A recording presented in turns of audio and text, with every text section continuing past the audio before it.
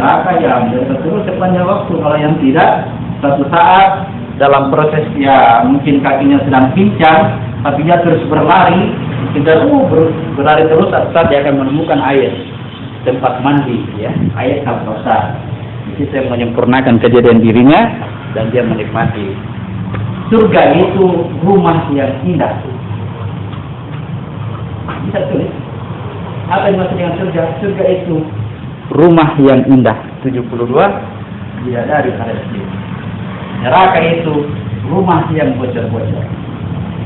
Bocor. Banyak luka-lukanya. Rasakan terus penisnya luka. Di dalam mimpi juga ada hujan panas. Kalau ini kena luka itu hujan panas, menderita luar biasa. Itu dalam mimpi, ya.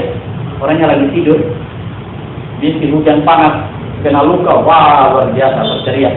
Karena dia sedang tidur. Bukan jasad yang mensiksa, bukan. Nanti kita bahas bentar. Perjalanan sesuai kematian. Oke? Ini yang kelima, munculnya binatang melata sejenis kalajengking. Binatang melata, ya, kalajengking. Ini semua kode. Kalajengking itu tanda bahwa dia menampakkan ekornya, artinya dia keluar dari sini, keluar dari ekor, keluar dari wilayah lubang kasiran, wilayah kasiran. Kalau unta biasanya ini, ya, kasih tahu juga yang sengketa tanah, Pak. Kasih tahu ya, hati sengketa tanah. Iya. Wah, sekitar situ hati-hati. Ketoran tanah, biar bukan tanahnya ya. Ini tanah sawahnya sedikit.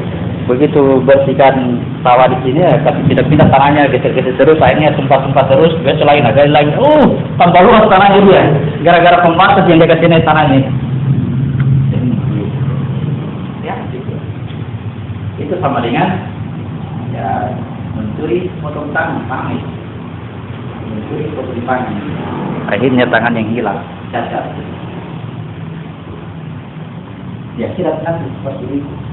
Dibangkitkan dalam keadaan cacat.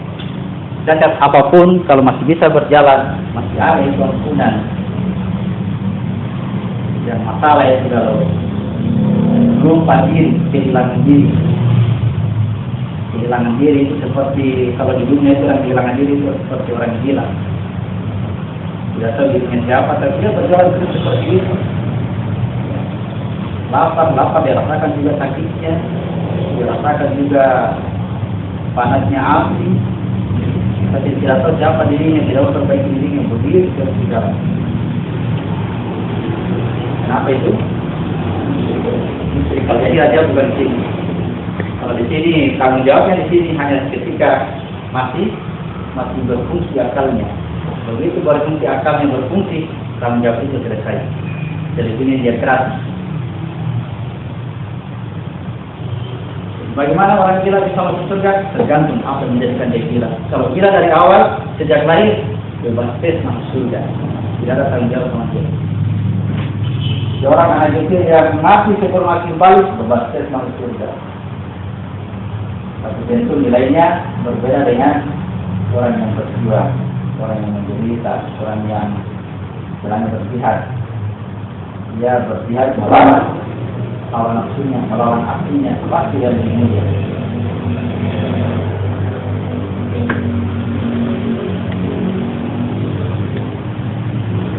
Sarupan jarum binatang melata, jadi kuncinya adalah kekuatan Imam Mahdi ini sangat penting.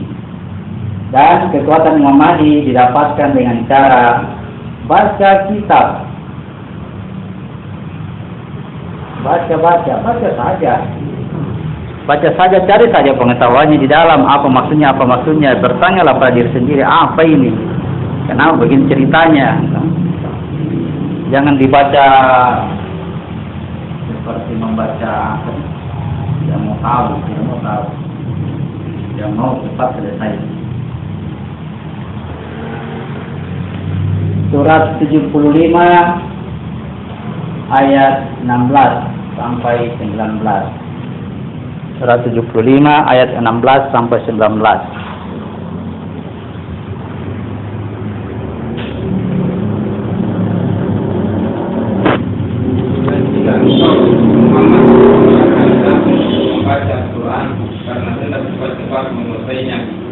Jangan membaca Al-Quran karena hendak cepat-cepat menguasainya. Ada di balik larangan ini. Jangan mengejar-kejar. Kejar satu hari satu juz. Tapi salah, bisa kata Al-Quran ya. Jangan. Lanjut. Sesungguhnya kami yang akan mengumpulkannya di dadamu dan membacakannya. Nanti Tuhan yang akan menjelaskan di dadamu. Yang kamu tadi tidak tahu, tiba-tiba bisa tahu. Kenapa ini urusannya Tuhan, sudah membaca. Lanjut. Apabila kami telah selesai membacakannya, maka ikutilah bacaan itu. Jangan bikin kesimpulan.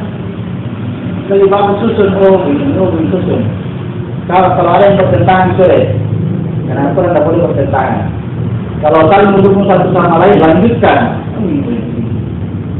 Terus, kemudian sesungguhnya kami yang akan menjelaskannya.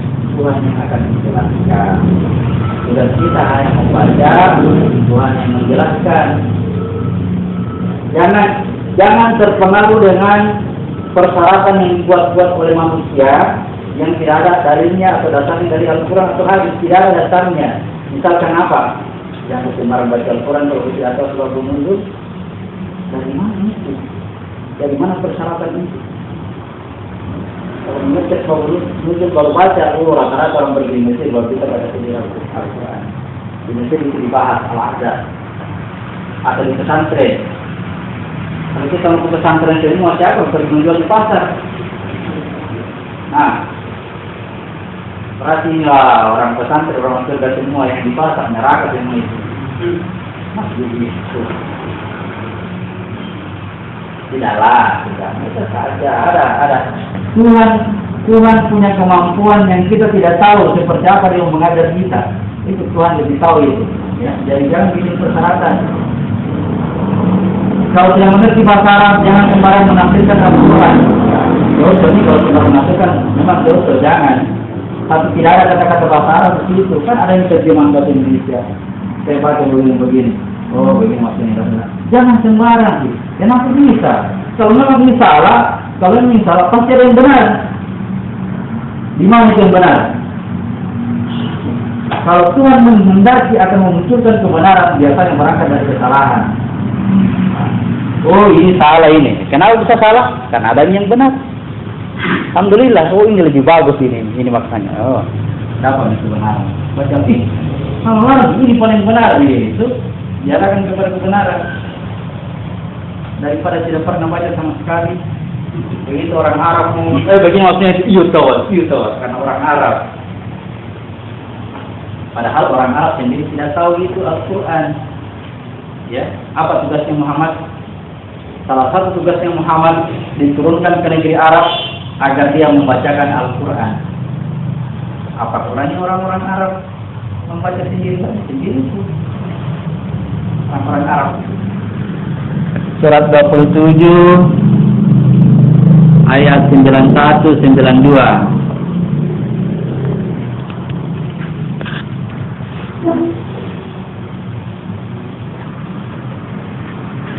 Aku, Muhammad, hanya diperintahkan menyembah Tuhan negeri ini yang dia telah menjadikan suci padanya dan segala sesuatu adalah miliknya, dan aku diperintahkan agar aku termasuk orang muslim. Ya, berikutnya tugas Muhammad itu diperintahkan menyembah negeri ini, diperintahkan agar dia menjadi seorang muslim. Itu untuk dirinya, ya. Sembahlah pencipta negeri ini untuk dirinya. Hendaklah kamu menjadi seorang muslim, itu untuk dirinya, diri Muhammad. Nah, ini yang ketiga. Dan agar aku membacakan Al-Quran kepada manusia. Membacakan Al-Quran kepada manusia. Maksudnya yang diturunkan ke negeri Arab, berarti dia bacakan Al-Quran untuk orang-orang Arab. Nah, ini Muhammad dibilang dia tidak tahu membaca. Orang-orang Arab itu satu jago membaca. Tapi Muhammad sudah bacakan kepada mereka.